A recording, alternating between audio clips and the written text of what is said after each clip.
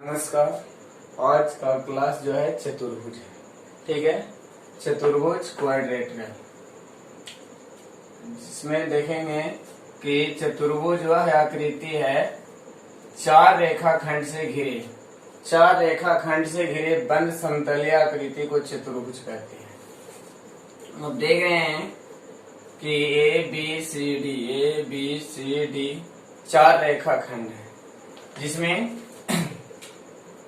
पहला ए बी, ए जो है ऊपर जो इसका है ए बी के ऊपर जो इस प्रकार से जो चिन्ह लग रहा है वो रेखाखंड का सूचक है। दूसरा हो गया बी सी, तीसरा सी डी और चौथा ए डी, यानी चार रेखाखंड। इसे भुजा भी हम लोग बोलते हैं, भुजा। यानी इसका परिभाषा ये भी हो सकता है कि चार भुजाओं से घिरे बंद समतलीय आकृति को चतुर्भुज कहते हैं, या चार रेखाखंड से घिरे बंद समतलीय आकृति को चतुर्भुज कहते हैं। इसमें आता है कि शीर्ष बिंदु है ना, तो शीर्ष बिंदु, इसको शीर्ष वर्टेक्स पॉइंट, शीर्ष बिंदु यानी टेक्स्ट पॉइंट जो होता है तो वह भी चार है। पहला बिंदु ए, ये चीज यानी दो साइड आकर जिस बिंदु पर मिलता है उसे हम शीर्ष बिंदु कहते हैं। इस प्रकार से दो साइड या दो भुजा या दो रेखाखंड कहेंगे कि जिस बिंदु पर आकर मिले, तो जैसे देखिए यहाँ ए पर मिल रहा है तो ए जो है शीर्ष बिंदु है।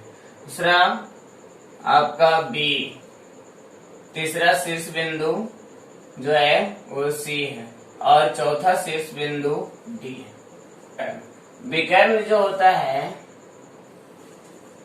इस प्रकार से,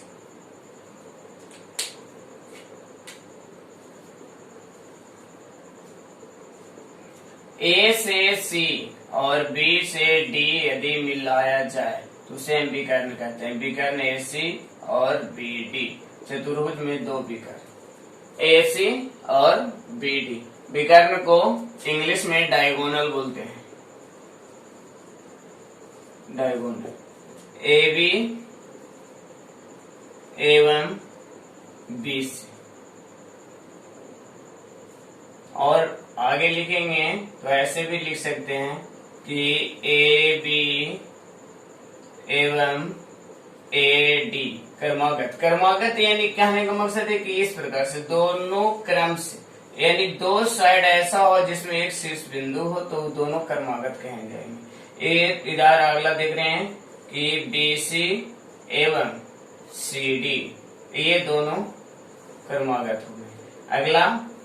अगला है सी डी एवं ए डी, सी डी ये भुजा और ये भुजा, ये दोनों भुजाएं जो है क्रमागत कहलाएंगे। तो क्रमागत चार प्रकार से बताते हैं, ध्यान देंगे। ए बी बी सी और A B A D, B C C D, D C C D और सी डी ए डी। सम्मुख भुजाएं, ऑपोजिट साइड्स, ऑपोजिट माने उल्टा, सम्मुख यानी सामने। ध्यान देंगे कि ए डी का सम्मुख भुजा, ए डी का सम्मुख भुजाएं या सम्मुख भुजा जो होगा वो होगा बी सी। ठीक है, आगे देख रहे हैं कि ए बी का सम्मुख भुजा जो होगा वे होगा सी डी। क्रमागत कौन कॉन्सेक्यूटिव एंगल, क्रमागत कौन कॉन्सेक्यूटिव एंगल ए। ध्यान देंगे चतुर्भुज एबीसीडी चतुर्भुज में क्रमागत कोण जो है इस प्रकार से, कोण ए एवं कोण बी, कोण ए और कोण बी ये दोनों क्रमागत है। क्रमगत यानी कंसेक्यूटिव, एक ही में या जैसे एक से। ठीक है, या हम कह सकते हैं कि कोण ए एवं कोण डी, कोण ए और कोण डी ये भी जो है क्रमागत है। ठीक है, क्रमागत। आगे देख रहे हैं कि कोण बी का, कोण बी एवं कोण सी, आगे देखिए इसके बाद कोण सी एवं कोण डी, ये समूह कोण यानी अपोजिट एंगल यानी एंगल ए का अपोजिट सी होगा। एंगल ए का अपोजिट यानी सम्मुख कोण एंगल सी। एंगल बी का सम्मुख कोण होगा एंगल डी। इस प्रकार से अगर सी का पूछे, एंगल सी का सम्मुख कोण जो होगा एंगल ए होगा, और एंगल डी का सम्मुख कोण जो होगा एंगल बी होगा। यानी हम करें कि ए का सम्मुख यानी सामने, इस प्रकार से यानी जो सामने होगा, तो एंगल जो इसे यहाँ पर देख रहे हैं कोण जो बन रहा है इसका सी होगा। यहाँ देख रहे हैं कि बी जो कोण बन रहा है तो इसका सम्मुख कोण जो होगा वो डी। देखेंगे विभिन्न प्रकार के चतुर्भुज, वेरियस टाइप ऑफ क्वाड्रेटर यानी चतुर्भुज जो है ध्यान देंगे विभिन्न प्रकार के होते हैं, जिसे हम कह देते हैं होमोजेनियस क्वाड्रेटर की तरफ से सजाती है, जिसको चतुर्भुज कहेंगे। वर्ग और समचतुर्भुज को रखा गया है। और हेटेरोजेनियस क्वाड्रेटर यानी विजातीय चतुर्भुज या विषम चतुर्भुज बोलते हैं, उसके अंतर्गत आयत, समानांतर चतुर्भुज और समलंब चतुर्भुज को पढ़ेंगे। हाँ चलिए, तो चतुर्भुज का बारी बारी से, जैसे समानांतर चतुर्भुज सबसे पहले देखते हैं। तो समानांतर चतुर्भुज वह चतुर्भुज होता है जिसके आमने सामने की भुजाएं समांतर हो। वह चतुर्भुज जिसके आमने सामने की भुजाएं समांतर हो, जैसे हम करें कि ए बी समांतर सी डी और ए डी समांतर बी सी, ए डी समांतर बी सी। ठीक है। और इसमें एक चीज और देखेंगे कि क्या होता है कि ए बी बराबर होता है सी डी का, अपने सामने की भुजाएं भी बराबर होती है, और ए डी जो है बराबर है बी सी का। इसी प्रकार से अब आगे इसकी तुलना कर लेते हैं आयत की, यानी रेक्टेंगल में भी आमने सामने की भुजाएं बराबर होती है और समांतर होती है। जैसे हम कहें कि ए बी जो है वो समांतर है सी डी का, और ए डी समांतर है बी सी का। ठीक है। और देख रहे हैं कि ए बी बराबर सी डी और ए डी बराबर बी सी। ठीक है। अब देखें कि यहाँ पर क्या देख रहे हैं कि ए बी समांतर है सी डी का, यहाँ ए बी बराबर सी डी का। यहाँ भी देख रहे हैं कि ए बी समांतर सी डी का, ए बी बराबर सी डी का। तो इस समांतर चतुर्भुज और आयत दोनों को देखेंगे, ध्यान पूर्वक देखेंगे कि दोनों में थोड़ा ही सा फर्क आता है। फर्क क्या होता है जो ध्यान देंगे कि आयत में प्रत्येक कोण 90 डिग्री बनता है। जैसे हम कहें कि एंगल ए बी सी बराबर जो है 90 डिग्री, यानी यहाँ पर हम कहें तो ये 90 डिग्री बनता है, लेकिन यहाँ जो है 90 डिग्री नहीं बनेगा। समांतर चतुर्भुज में 90 डिग्री नहीं, 90 से कम हम कर सकते हैं, यानी 80 और भी कम यहाँ पर बन सकता है, और इस कोण को 100 डिग्री भी कर सकते हैं इस प्रकार से। ठीक है। इसमें क्या है कि समकोण नहीं बनाता है, और यहाँ क्या है कि इस जो है यह समकोण बनाता है। हम इस प्रकार से भी बता सकते हैं कि आयत का परिभाषा इस प्रकार से भी दे सकते हैं कि वह समांतर चतुर्भुज जिसमें जो है समकोण बने, जिसका कोण जो है समकोण हो, 90 डिग्री हो, तो उसके हम आयत कहेंगे। आमने सामने की भुजा बराबर हो और प्रत्येक कोण समकोण हो, तो हम उसे आयत कहेंगे। लेकिन समांतरांतर चतुर्भुज में जो है एक कोण 90 से कम रहेगा और एक 90 से इधर बड़ा। आगे देखेंगे दूसरी विशेषता एक और है, जो समूह कोण यानी एंगल ए बराबर एंगल सी और जो है एंगल बी बराबर एंगल डी। आयत में भी उस प्रकार से होता है कि एंगल ए बराबर एंगल सी और एंगल बी बराबर एंगल डी।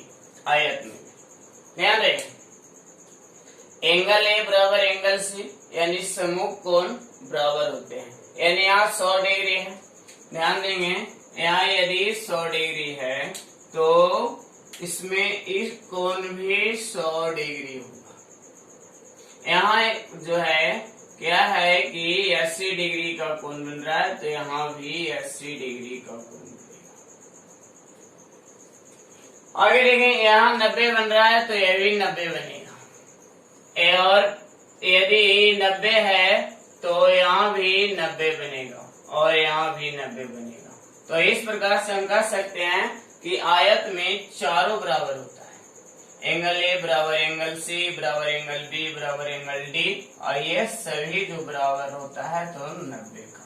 हाँ, और जानेंगे चतुर्भुज के चारों कोण। ध्यान से ध्यान रखेंगे कि चतुर्भुज के चारों अंतः कोणों का योगफल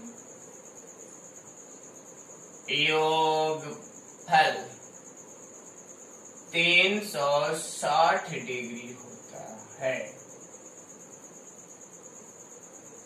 ध्यान दें, चतुर्भुज के चारों अंतः कोणों का योगफल 360 डिग्री होता है। तो देख रहे हैं, ये देखिए 80, तो ये भी 80, इधर 100 तो ये भी 100। यानी क्या हम कहें कि सम्मुख कोण ए और सी, पीछे हम बताए परिभाषा में कि सम्मुख कोण किसे कहेंगे, तो ए और सी सम्मुख होते हैं, बी और डी सम्मुख होते हैं, तो बराबर होते हैं, यहाँ भी बराबर होते हैं। तो समांतर चतुर्भुज और आयत में बहुत से ऐसे है गुण जो मिलता है, सिर्फ एक गुण अलग है, जहाँ कि आप यहाँ देखते हैं कि इसका में कोण 90 डिग्री का बनता है, लेकिन इसमें जो है 90 डिग्री का कोण नहीं बनता। माप सूत्र पर ध्यान देंगे थोड़ा कि सूत्र पर ध्यान देंगे कि परिमाप हम जानते हैं, परिमाप का परिभाषा होता है कि किसी भी बंद समतलीय आकृति की लंबाइयों का योगफल जो है परिमाप कहलाता है। किसी भी बंद समतलीय आकृति के लंबाइयों का योगफल परिमाप कहलाता है। नहीं, अब मान लिया जाए कि अगर ये है तो इसके सामने बता रहे थे कि बी बराबर सी डी होता है, तो सामने ये होगा। यदि यह भुजा बी है तो इस सामने भी होगा। समांतर चतुर्भुज का परिमाप जो होगा तो इसमें हम क्या करेंगे कि सभी को जोड़ देना है, यानी यहाँ से 2a प्लस 2b या 2 इंटू ए प्लस बी, ये परिमाप हो गया। समांतर चतुर्भुज का परिमाप 2 इंटू ए प्लस बी, या हम कह सकते हैं कि 2 इंटू आसन भुजाओं का जोड़, आसन भुजाओं का जोड़ योग। आयत में क्या है कि इसको यदि एल करते हैं तो ये भी एल होगा, ये यदि बी है तो ये भी बी। लंबाई के लिए एल और चौड़ाई के लिए हम बी रख रहे हैं। तो इसमें भी परिमाप का बात यदि किया जाता है तो परिमाप की परिभाषा होता है कि सब जोड़ देना है, तो L plus B plus L plus B, यानी 2l प्लस 2b, 2 कॉमन करेंगे, L plus B, 2 into L plus B, यानी 2 इंटू लंबाई प्लस चौड़ाई, 2 इंटू लंबाई प्लस चौड़ाई। और यहाँ देख रहे हैं कि समांतर चतुर्भुज का परिमाप होता है 2 इंटू ए प्लस बी, और जहाँ की ए और बी जो है आसन भुजा है, ए और बी जो है उसका ए और बी आसन भुजा, या अभी हम बता रहे थे क्रमागत भुजा। क्रमागत भुजा भी लिख सकते हैं कि 2 इंटू क्रमागत भुजाओं का योग। अगला देखेंगे कि समांतर चतुर्भुज का क्षेत्रफल। समांतर चतुर्भुज का क्षेत्रफल बी गुने एच, जहाँ बी जो है आधार है, बी आधार और एच है ऊंचाई, एच ऊंचाई। और आयत का क्षेत्रफल देखेंगे लंबाई गुने चौड़ाई, लंबाई यानी गुने चौड़ाई, एल गुना बी। ठीक है, अब बात रहा कि आधार और ऊंचाई, हम इसमें आधार किसे मानेंगे। तो ये देख रहे हैं आप समांतर चतुर्भुज, यदि यहाँ से कोई एक हम इस प्रकार से एप्टीट्यूड यानी लंब डाल देते हैं, तो ये जो लंब डाल दिए हम ए ई, तो ये हो गया आपका ऊंचाई, और जिस भुजा पर आकर मिला जैसे हम कहेंगे कि BC गुना AE, इस वाले फिगर के अनुसार जो है BC गुना AE जो है समांतर चतुर्भुज का क्षेत्रफल होगा। अब ध्यान रहे कि जहां पर, यहाँ पे याद रखना, जहां पर जो है 90 का कोण बनाएगा उसी को ऊंचाई लेना है, यानी लंब उसी को लेना है और उसको ऊंचाई लेना है। जैसे एक क्या होता है कि समांतर चतुर्भुज में आपसे बदल सकते हैं, इस प्रकार से दे दिया जाएगा, ऐसे दे दिया जाएगा, और क्या कर दिया जाएगा कि इस प्रकार से कहीं पर भी डाल दे कि ऊंचाई जो है इधर है, इस प्रकार से ऊंचाई दिया ABCDE इस प्रकार से। तो आप देख रहे हैं कि ये वाला जो है फिगर, इसका क्षेत्रफल क्या होगा, तो वही होता है। ध्यान देना है कि आधार गुने ऊंचाई, लेकिन यहाँ आधार किसको मानना है, AD को, आधार मानना है AD को, और ऊंचाई है कौन, CE, ठीक है। आधार हो गया AD और ऊंचाई CE, यानी आप देख रहे हैं कि यहाँ पर 90 डिग्री बनाया। आगे देखें फिगर ये चेंज होते रहेगा, जैसे आपको इस प्रकार से फिगर बना, ठीक है, और ये फिगर बना तो यहाँ से इस प्रकार से ऐसे डाल दिया गया, ठीक है, ABCD है ना, यहाँ पर E रख दिया। तो अब जो है ये वाले फिगर में क्या करना है कि आपको जो आधार मानना है वो आधार होगा AB, आधार होगा AB और ऊंचाई होगा CE, ऊंचाई होगा C, ठीक है। फिगर को चाहे जितना रोटेशन करे उससे टेंशन नहीं लेना, हमें ये देखना है कि कहाँ पर जाकर 90 बन रहा है, कहाँ पर 90 डिग्री बना रहा है, और जो भुजा पर 90 बनाएगा, जैसे BC पर 90 बना रहा था तो BC को आधार मानेंगे, और जो यहाँ पर इस प्रकार से लंब है तो हम इसको क्या है, ऊंचाई लेंगे, ठीक है। तो इस प्रकार से समांतर चतुर्भुज का जो है क्षेत्रफल हम आसानी से B गुना H करके निकाल सकते हैं। और इसमें आयत का भी क्षेत्रफल में वही लंबाई गुने चौड़ाई, जैसे यहाँ 90 बन रहा है तो एक लंबाई और एक चौड़ाई, इसमें सिंपल बात है।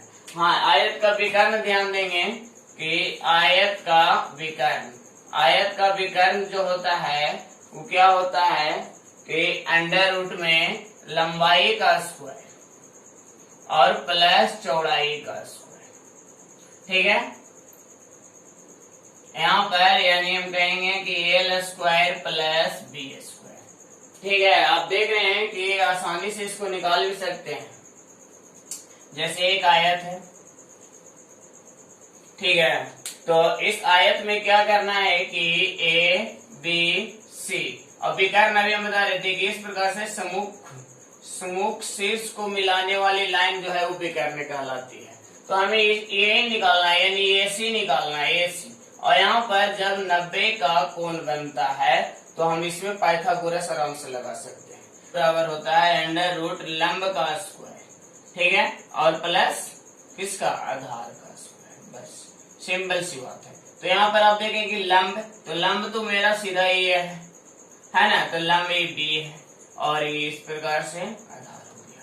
तो आपने देखा कि B square plus L square, या कह सकते हैं अंडर रूट में L square plus B square, इस प्रकार से आप आयत का विकर्ण। आगे देखेंगे वर्ग जो है यानी स्क्वायर, वर्ग वह समांतर चतुर्भुज है जिसमें चारों भुजा बराबर हो, वर्ग में चारों भुजाएं बराबर होती है, ठीक है। यहाँ देखिए, यानी हम कह रहे हैं कि AB बराबर BC बराबर CD बराबर AD, चारों भुजा बराबर होती है वर्ग में, ठीक है। और समांतर जो है, जिस प्रकार से आयत में समांतर देखे थे या समांतर चतुर्भुज में देखे थे उस प्रकार से इसमें भी समांतर हो जाता है। जैसे हम कहेंगे AB जो है समांतर होता है CD का, ठीक है, और AB से समांतर जो होगा वो AD का होगा। ठीक है। समांतर समांतर बार बार हम चले, समांतर समांतर में समझते हैं, समांतर ऐसी दो रेखाएं होती है, समांतर ऐसी दो रेखाएं होती है जो दोनों एक ही तल में हो। समांतर कहने का अर्थ है कि दोनों एक ही तल में हो और दोनों में कोई भी उभयनिष्ठ बिंदु ना हो और दोनों की दूरियां सभी जगह या सभी स्थिति में बराबर हो, तो हम उसे समांतर कहते हैं। जैसे आप देख रहे हैं कि ए बी और सी डी, यदि दोनों को एक सीध में इस प्रकार से बढ़ा दिया जाए, आगे की ओर बढ़ा दिया जाए, तो दोनों कहीं भी एक दूसरे को ना काटेगा, और इधर भी अगर सीध में बढ़ा दिया जाए तो कहीं भी एक दूसरे को ना काटेगा, तब हम उसको समांतर कहते हैं। ठीक है, और दोनों में कोई उभयनिष्ठ न हो और सभी जगह दोनों का जो दूरी है बराबर रहेगा। यदि हम कहें कि ए से डी अगर 10 या 10 सेंटीमीटर है, ए से डी 10 सेंटीमीटर है, तो हर जगह यह 10 सेंटीमीटर का ही दूरी से जाएगा। समचतुर्भुज, समचतुर्भुज में देख रहे हैं कि इसमें भी चारों भुजा बराबर होती है, ए बी बराबर बी सी बराबर सी डी बराबर ए डी। वैसे चतुर्भुज या वैसे समांतर चतुर्भुज जिसके चारों भुजाएं बराबर हो समचतुर्भुज कहलाते हैं। ठीक है, और क्या है कि ए बी समांतर सी डी, ए बी का समांतर सी डी और बी सी समांतर ए डी, ठीक है, समांतर होते हैं। आगे देख रहे हैं कि दोनों एक जैसे देखते हैं, इसमें को लग रहा है कि ए बी बराबर बी सी बराबर सी डी बराबर ए डी और ए बी समांतर सी डी और बी सी समांतर ए डी। उसी प्रकार से ये भी है कि ए बी बराबर बी सी बराबर सी डी बराबर ए डी और ए बी समांतर सी डी और बी सी बराबर ए डी। ये दोनों में हमें लग रहा है कि दोनों सेम है, लेकिन फर्क है, क्या है जो देखेंगे, यहाँ पर ये 90 डिग्री का कोण बनाता है और यहाँ पर यह 90 का कोण नहीं। ठीक है, यानी हम कहेंगे कि वर्ग में एंगल ए बराबर एंगल बी बराबर एंगल सी बराबर एंगल डी, सभी जो होगा 90 के बराबर होगा, 90 अंश के बराबर होगा। और इसमें क्या होगा कि एंगल ए बराबर एंगल सी होगा, समूह कोण बराबर होंगे, और लेकिन ए जो है एंगल बी बराबर एंगल डी। आप ऐसे ना कर सकते हैं कि angle B not equal to angle C, B और सी बराबर नहीं होगा। ठीक है, बी और सी बराबर नहीं होगा, कैसे, समूह कोण में बराबर होगा। जैसे एंगल ए जो है तो इस सी का बराबर है, ठीक है, इसी प्रकार से एंगल बी जो है वो जो है एंगल डी का बराबर, और 90 के बराबर नहीं होगा। हम कह सकते हैं कि not equal to 90 degree, 90 degree के बराबर नहीं होगा। एंगल ए बराबर एंगल सी होगा लेकिन 90 के बराबर नहीं होगा, एंगल बी बराबर एंगल डी होगा लेकिन 90 के बराबर नहीं होगा। यदि ध्यान देंगे ये वाला कोण ये अगर 70 है तो ये हो जाएगा कितना, 110। हाँ, ये दोनों क्रमागत का जोग 180 होगा, तो ध्यान रहेगा कि दोनों क्रमागत जैसे 110 है, 70, 180, दोनों क्रमागत कोण का जोग 180 होता है, तो ये भी 110 होगा, ये 70 होगा। ठीक है, इसी प्रकार से आप यहाँ देख रहे हैं 90, तो यहाँ भी 90, यहाँ भी 90 और यहाँ भी 90, ये कोण भी 90। ठीक है, यानी सामने सामने इसमें भी बराबर होगा। ध्यान देंगे कि एंगल ए बराबर एंगल सी, ठीक है, ऐसे भी बराबर होगा, यानी कह सकते हैं कि समूह कोण बराबर होगा वर्ग में भी। लेकिन यहाँ वर्ग समूह कोण बराबर किया, चारों कोण बराबर है, जैसे angle A angle B angle C angle D सभी बराबर है ना, और सभी 90 होगा। समचतुर्भुज के विकर्ण परस्पर लंब संधिभाजक होते हैं यदि AC और BD दो विकर्ण हैं जो बिंदु O पर प्रतिच्छेद करते हैं तो AO बराबर OC बराबर 1/2AC, यानी A से O और OC दोनों बराबर भाग होगा। हम कह रहे हैं कि A भाग इसके बराबर होगा और ये दोनों 1/2AC के बराबर होगा, और A भाग इसके बराबर यानी BO और OD, BO ओडी बराबर होगा 1/2 के। और ध्यान देंगे यहाँ पर एक लाइन आ रहा था लंब समद्विभाजक। लंब कहने का मतलब क्या है कि यहाँ पर ही 90 का सुनाएगा, यानी एंगल ए ओ बी जो होगा वो 90 होगा। तो यहाँ 90 होगा तो इधर भी 90 होगा, और जब ये 90 होगा तो इधर भी 90 होगा, और यहाँ जब 90 होगा तो ये भी 90। 9 चौको 36 360। वर्ग में वर्ग का विकर्ण बराबर होते हैं। लिख सकते हैं कि वर्ग का विकर्ण बराबर होते हैं, बराबर होते हैं कि वर्ग का परिमाप। तो आगे देख रहे थे कि वर्ग की सभी भुजा बराबर होते हैं। यदि सभी को हम ए रखें तो a plus a plus a plus a यानी 4a, कहेंगे कि 4 गुना 60। वर्ग का जो है परिमाप होगा 4 गुना 60 होगा, और वर्ग का क्षेत्रफल, वर्ग का जो क्षेत्रफल होगा वो हो जाएगा, इधर देखें लंब है किसी प्रकार से आयत में देखे थे तो भुजा गुने भुजा यानी ये गुना ये भुजा का स्क्वायर। ठीक है, भुजा का स्क्वायर जिसको इंग्लिश में लिखेंगे तो साइड का स्क्वायर। ठीक है, क्षेत्रफल का यूनिट जो होता है वर्ग यूनिट। क्षेत्रफल का जो मात्रक होता है, क्षेत्रफल का मात्रक वर्ग यूनिट। वर्ग यूनिट जो भी कुछ उसका इकाई है उसमें वर्ग इकाई में, जो उसका इकाई है उसमें वर्ग इकाई में।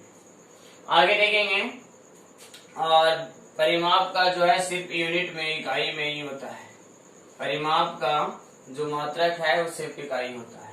यहाँ पर देखिए समचतुर्भुज, समचतुर्भुज का परिमाप, समचतुर्भुज का परिमाप, समचतुर्भुज का परिमाप होता है 4 गुना 60। 4 गुना 60। ठीक है, 4a या 4 गुना, यदि ये है ये भी है ये भी है ये भी है तो चारों को जोड़ दीजिए बराबर होता है। तो उसी प्रकार से plus a plus a plus ए तो 4a। ठीक है, और समचतुर्भुज का क्षेत्रफल, समचतुर्भुज का क्षेत्रफल 1/2 गुने पहला विकर्ण गुने दूसरा विकर्ण। यह लिखते हैं हम लोग 1/2 गुने विकर्णों का गुणनफल। ठीक है, कभी कभी समचतुर्भुज का क्षेत्रफल जो है b गुने h यानी 18 गुने ऊंचाई से भी हम लोग हिसाब बना लेते हैं, और क्वेश्चन के अनुसार वर्ग का क्षेत्रफल 1/2 गुने विकर्णों का गुणनफल भी प्रयोग करते हैं।